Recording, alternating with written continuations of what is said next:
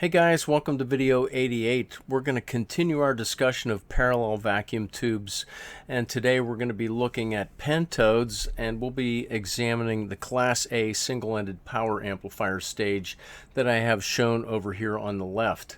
So if we come over and take a look at the circuit, we see, as usual, we're using cathode feedback biasing.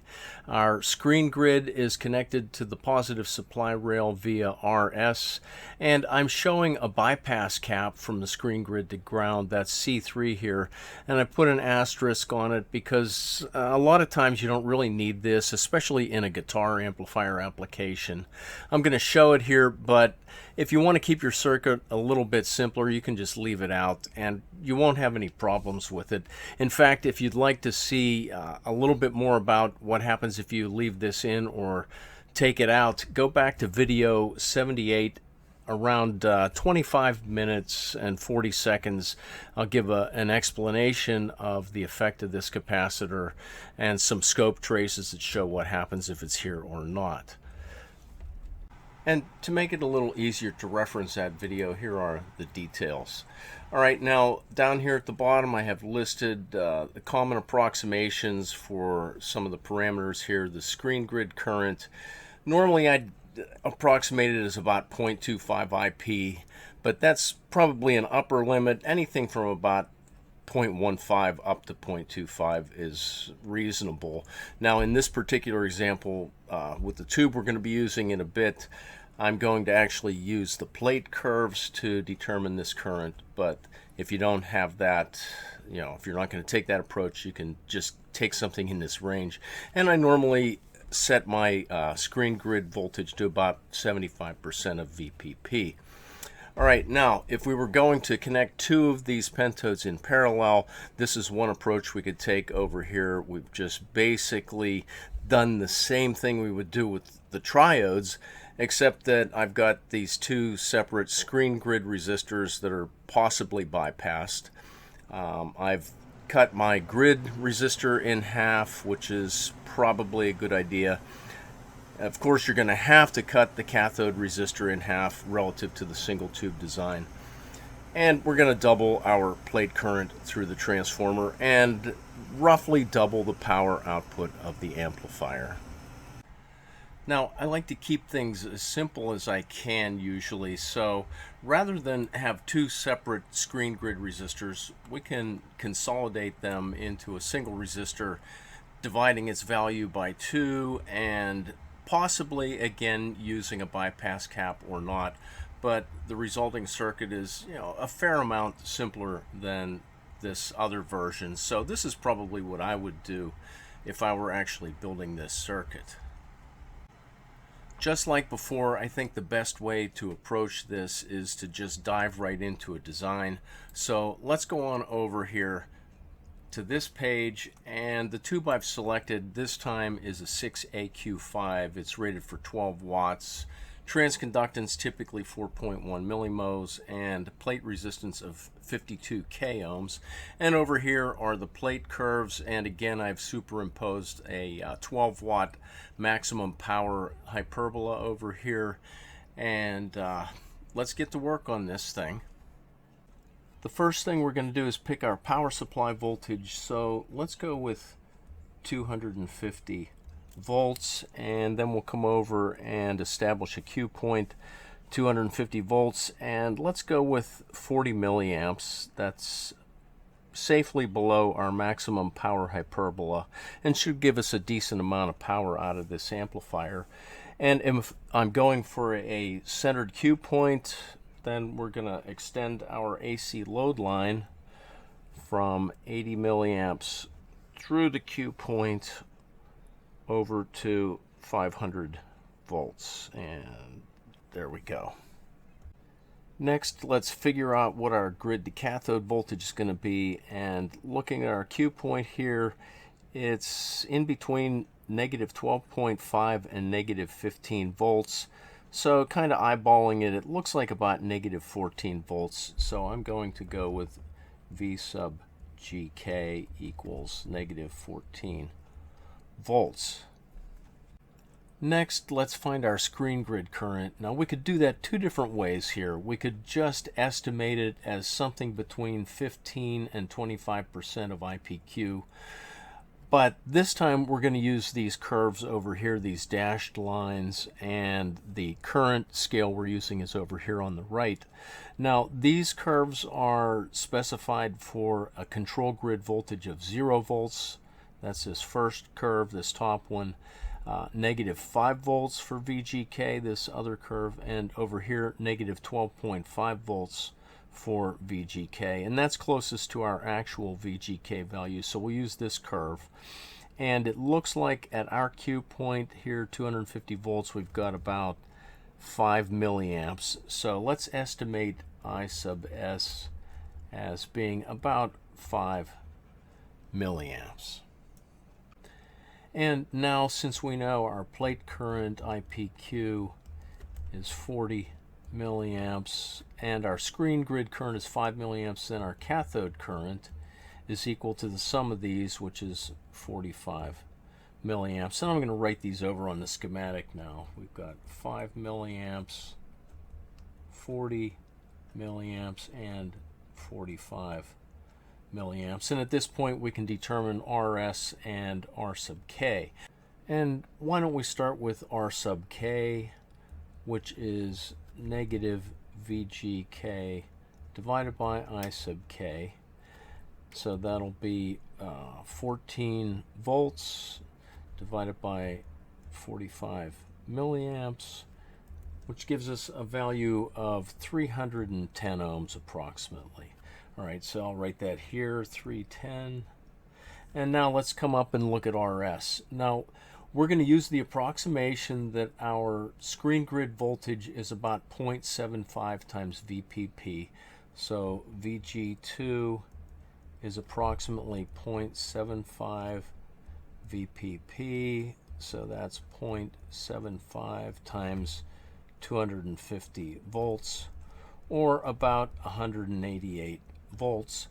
Then R sub S is equal to VPP minus VG2 divided by I sub S. So let's see, 250 volts minus 188 volts divided by 5 milliamps is 62 volts divided by 5 mils. And finally, we come up with about 12.4 k ohms for R sub S. And let me write that up here, 12.4 k ohms. And as far as the power ratings for these resistors go, RS is going to be dissipating around 0.3 watts, so a half watt resistor would work fine here. R sub K is going to be dissipating a little over half a watt, so we'd probably just use a 1 watt resistor and that would be fine. For the next part, let's come over and look at our AC load line again, and we know we're going to use this to determine the required reflected load resistance. And by the way, let's go with an 8 ohm loudspeaker here as our load. But anyway, since we've got a centered Q point on the load line, we can just use the coordinates of our Q point to determine the required reflected load resistance, and that is R prime L equals VPK Q divided by IPQ. So we've got 250 volts divided by 40 milliamps, and that gives us a reflected load resistance of 6.25 k ohms. All right, so we'd pick a transformer here that could handle 40 milliamps of primary current and reflect 8 ohms over to 6.25 k on the primary. And since we're talking about the AC load line, let's just go ahead and determine our maximum plate voltage swing. Okay, so we can move our Q point or operating point from 250 volts out to 500. So we've got a V prime O max of 250 volts. That is, we can move the plate 250 volts to the right here. And our V prime O minimum is going to be determined by how far we can swing the operating point to the left to where we hit the VG1 equals 0 volt curve, and that's right about here, which if we come down is around 20 volts. So our V prime O minimum value, V prime O min, is the distance we can go from the Q point over, and that's going to be about negative 230 volts. So our Q point is pretty well centered on the AC load line. It's not perfect, but it's pretty darn close. Now, before we go over and look at a nice, neat version of all this stuff, let's finish off determining the rest of our component values here. Starting with the grid resistor R sub G, for a single 6AQ5, we could go up to 500 k ohms here. So I'm just going to set this value to 220k, and that'll work fine even for two tubes in parallel. So we'll just go with that. It gives us a nice high input resistance, and we don't have to worry about cutting it in half later. All right, now as far as the coupling cap C1 goes, 0.1 microfarads will work just fine, and that's usually going to be a mylar capacitor or maybe a paper or film capacitor, and they're usually pretty high voltage, but the actual voltage we need here depends on what's driving it, and we don't know that yet, so we'll just assume that it's just your typical 0.1 microfarad cap. Now for C2, our cathode bypass, 100 microfarads works fine there, and the voltage doesn't have to be very high. We've only got 14 volts on our cathode, so a 25 or 50 volt cap works well here. And finally, if you decide to go with a screen grid bypass C3, 10 microfarads will work okay, and I'd go with a 250 volt capacitor just to play it safe. And let's go on over now and take a look at a nice, neat version of all this stuff.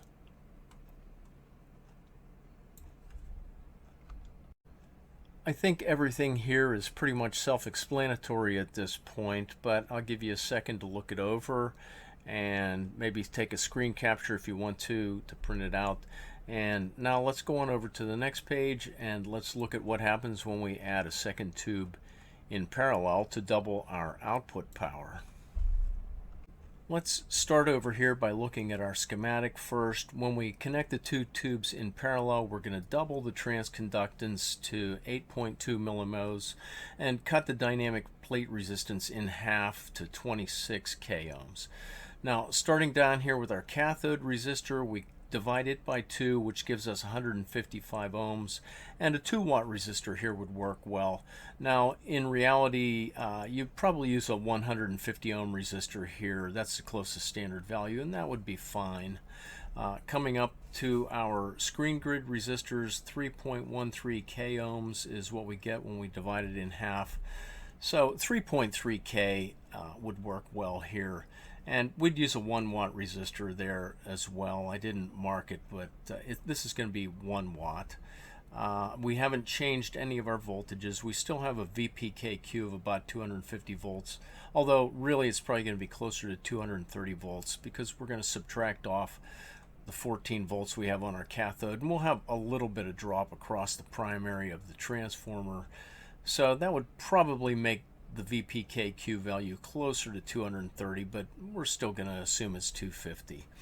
All right, let's see, here's our grid resistor, and since we chose a relatively low value to start with, 220k, we can keep that the same for both of these tubes in parallel. Now, in terms of our coupling and bypass capacitors, nothing changes, so we're good there. Our effective plate current has doubled to 80 milliamps, so we need to make sure our transformer can handle that. And because we've doubled the plate current, we're cutting R prime L in half, so 6.25k divided by 2 is 3.13 k ohms reflected load resistance. Now, you can't get a transformer that has that exact reflected resistance, but 3 k ohms is close enough. And looking at this particular transformer, the EdCore XSE 10-3K, takes an 8 ohm load, reflects it to 3K, and it can handle a DC primary current of 80 milliamps. Now, it also happens to have a screen grid tap on the primary, and that's something we're going to talk about in an upcoming video. So here is the data sheet, or at least the product sheet for this transformer at Edcore's website. And one of the nice things about this one is, at least at the time I'm producing this video, it's pretty inexpensive, less than $39. That's not too bad.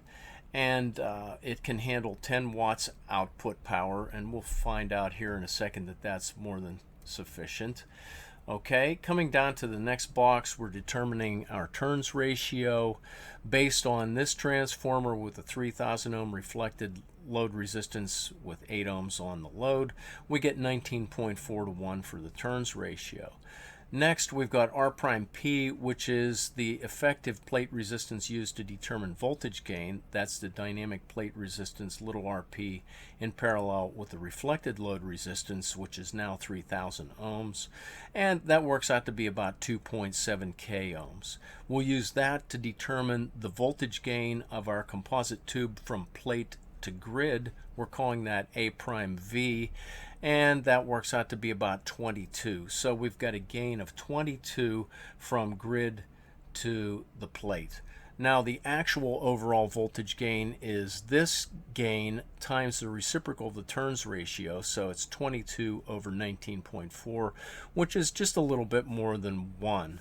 All right, now we determined V prime O max on the previous page to be 250 volts, and that was based on a reflected load resistance of 3.13 k ohms. We've actually got 3K, so that gives us a V prime O max that's a little bit lower. It's only 240 volts, but that's fine because V prime O min was negative 230, so that makes these even closer, which really means our AC load line is super close to the center as far as the Q point goes. So taking these values, our actual maximum output voltage is stepped down by the reciprocal of the turns ratio. So we've got 240 volts divided by 19.4, which is a VO max of 12 volts.